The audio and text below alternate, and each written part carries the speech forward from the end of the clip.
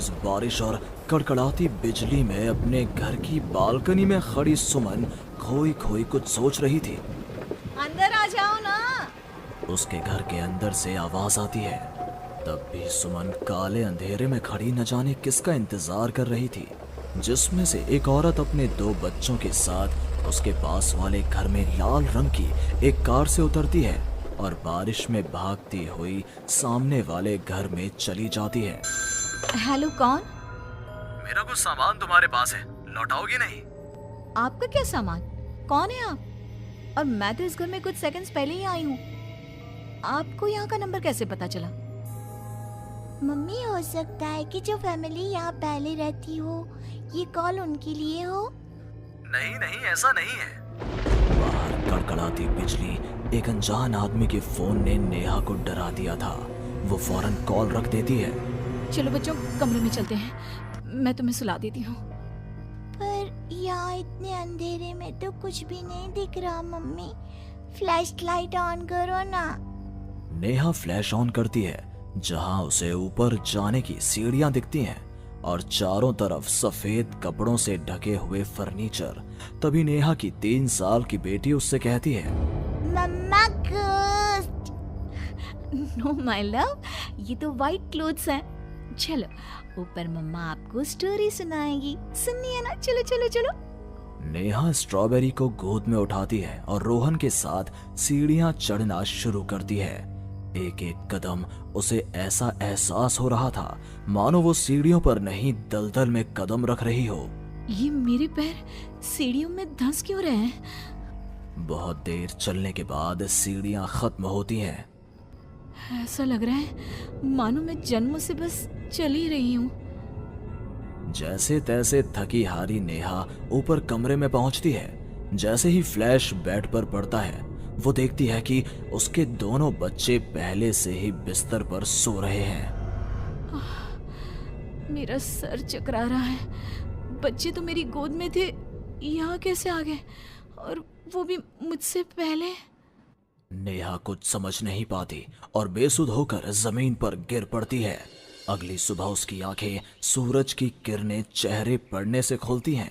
Neha balcony में जाती है, जहां उसे सुमन अपने बालकनी में खड़ी दिखती है।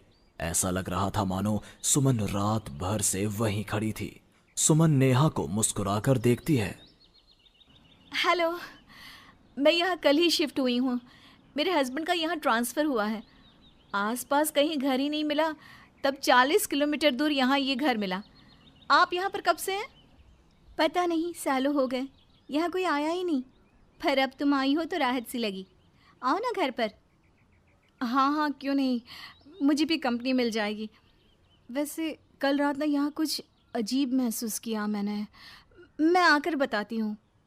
नेहा सुमन से मिलने उसके घर जाती है और पिछली रात हुए इंसिडेंट के बारे में उसको बताती है। ये तो कुछ भी नहीं है नेहा, ऐसे तो कई इंसिडेंट्स मेरी एक फ्रेंड के साथ भी हुए हैं और रोज होते ही हैं। सुमन अपनी कार में बैठी अपने नए ठिकाने की ओर बढ़ रही थी। जंगल के बीच से गुजरती वो खुद से कहती है, ये सिविल इंजीनियर्स की लाइफ ना बड़ी मुश्किल है। कहाँ जंगल झाड़ी में रहना पड़ेगा। कार एक घर के पास रुकती है। लीजिए मैडम, हम आ गए। आपको कुछ जरूरत हो तो मुझे कॉल कीजिएगा, मैं ये बगल वाले घर में ही हूँ। सुमन घर के अंदर जाती है। डाइनिंग टेबल पर पहले ही खाना रखा हुआ था, पानी का ग्लास भी, टीवी ऑन ही था।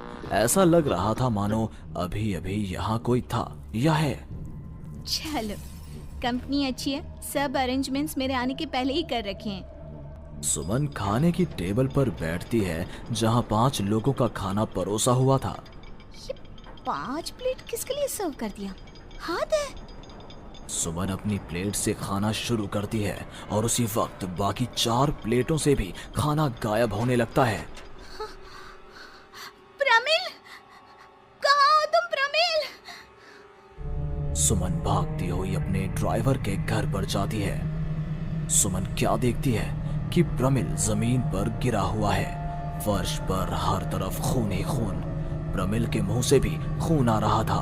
वो कराहता हुआ कहता है, मैम, यहाँ रूहें रहती हैं, ये आपको भी नहीं छोड़ेंगी।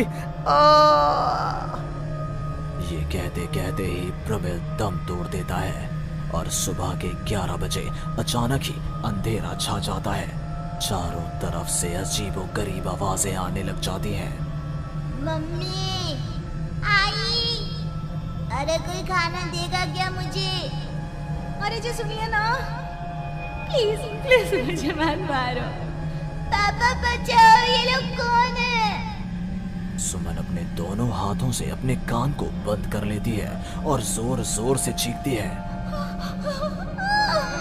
अचानक एक सन्नाटा चारों ओर फैल जाता है। सुमन प्रमिल के घर से बाहर निकलती है। चारों ओर घुप अंधेरा, वो भी कुछ देख नहीं पाती और वापस अपने घर की ओर लौट आती है। इससे अच्छी तो मौत होती। ये मैं कहाँ फंस गई? मम्मा गोदी। अरे सुमन, क्या मरने वरने की बात करती रहती हो? जाओ मेरे लिए चाय बनाओ। ये कौन बोल रहा है? तभी अचानक से घर की लाइट्स ऑन हो जाती हैं। सुमन देखती है कि वो किचन में है। उसके ठीक बगल में एक औरत, जिसके बाल उसके चेहरे की ओर थे, गैस के फ्लेम में अपने दोनों हाथों को पका रही थी। तुम कौन हो? कौन हो तुम? और यहाँ क्या कर रही हो? इनको बहुत पसंद है मेरे हाथों का खाना, तो मैं भी चखवा दूं क्या? कर्कश आवाज में ये कहती हुई वो औरत झट से सुमन के हाथों को आग में डाल देती है। सुमन चीखती रहती है पर वो औरत उसके हाथों को नहीं छोड़ती। तुम्हारे पेट में एक बच्चा है ना, सूंघ लिया मैंने। और औरत ये कहती सुमन के पेट पर हाथ फेरने लग जाती है और उसके पेट में हाथ डालकर मांस का टुकड़ा बाहर निकाल कर खा लेती है। मेरा बच्चा। ये तो कुछ भी नहीं, उधर देखो। वो औरत दीवार की तरफ इशारा करती है। दीवार पर खून के ऐसे धब्बे थे मानो नवजात शिशुओं को उसी दीवार पर पटक पटक कर मार दिया गया हो। तभी वहां लगभग 5 साल का एक बच्चा आता है। उसका शरीर पूरा सफेद और आंखें काली थी।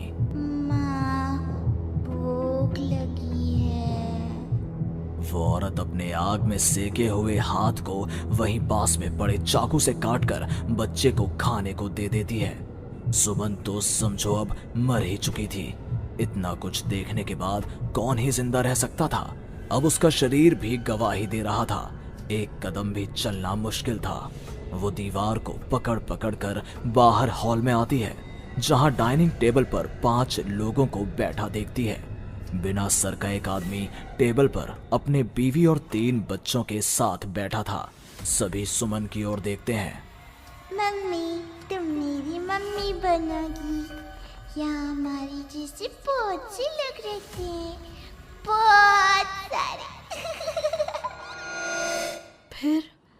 फिर उस लड़की का क्या हुआ? वो अब जिंदा है? हाँ, उन लोगों को एक जिंदा इंसान भी चाहिए था जिसे वो रूहें रोज मारे, रोज। पता नहीं कितनी ही रूहें हैं, आज भी 1-2 तो दिख ही जाती हैं। वो लड़की तो बस निकलने का राह ढूंढ रही है, पर वो निकलेगी कैसे? क्या कोई तरीका है? हाँ, किसी और को उन रूहों के हवाले कर देना यही एकमात्र रास्ता है। तो उसने किसे उन आत्माओं के हवाले किया? किया नहीं, अब करेगी। तुम्हें ये वही घर है और वो लड़की मैं हूँ। अलविदा नेहा।